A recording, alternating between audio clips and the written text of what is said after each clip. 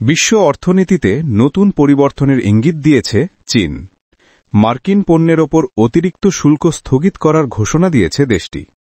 বুধবার এক ঘোষণায় চীনা কর্তৃপক্ষ জানিয়েছে তারা 10% শুল্ক বহাল রেখে 1 বছরের জন্য 24% অতিরিক্ত শুল্ক স্থগিত রাখবে। স্টেট কাউন্সিলের ট্যারিফ কমিশনের পক্ষ থেকে জানানো হয়েছে এই সিদ্ধান্তের মূল লক্ষ্য হল চীন ও যুক্তরাষ্ট্রের দ্বিপাক্ষিক বাণিজ্য সম্পর্ককে স্থিতিশীল করা এবং বৈশ্বিক অর্থনৈতিক পুনরুদ্ধারকে সহায়তা করা। বিশ্লেষকদের মতে বছরের পর বছর ধরে চলা শুল্ক বিরোধ এবং বাণিজ্য যুদ্ধের পর এই ঘোষণা দুই দেশের সম্পর্কে নতুন আশার সঞ্চার করেছে। সম্প্রতি চীনের প্রেসিডেন্ট শি জিনপিং এবং যুক্তরাষ্ট্রের সাবেক প্রেসিডেন্ট ডোনাল্ড ট্রাম্পের মধ্যে অনুষ্ঠিত উচ্চ পর্যায়ের বৈঠকের পরই আসে এই ঘোষণা।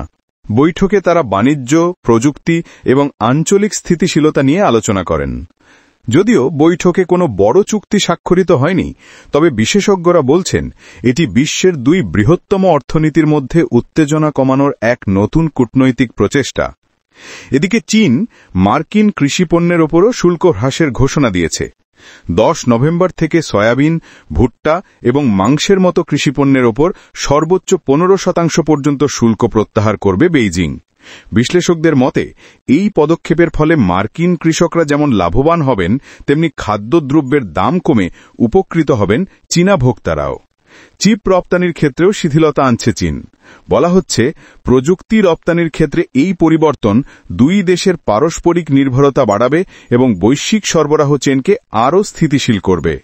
বিশ্ব অর্থনীতির পর্যবেক্ষকদের মতে এই পদক্ষেপ শুধু যুক্তরাষ্ট্র ও চীনের সম্পর্কেই নয়, বরং বৈশ্বিক বাজারেও একটি ইতিবাচক প্রভাব ফেলতে পারে।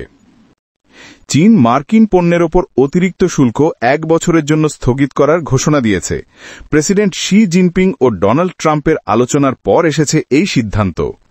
এই পদক্ষেপে দুই দেশের বাণিজ্য সম্পর্ক স্থিতিশীল হওয়ার সম্ভাবনা দেখা দিয়েছে। বিস্তারিত জানতে দেখুন জনতার ভয়েসের এই প্রতিবেদন।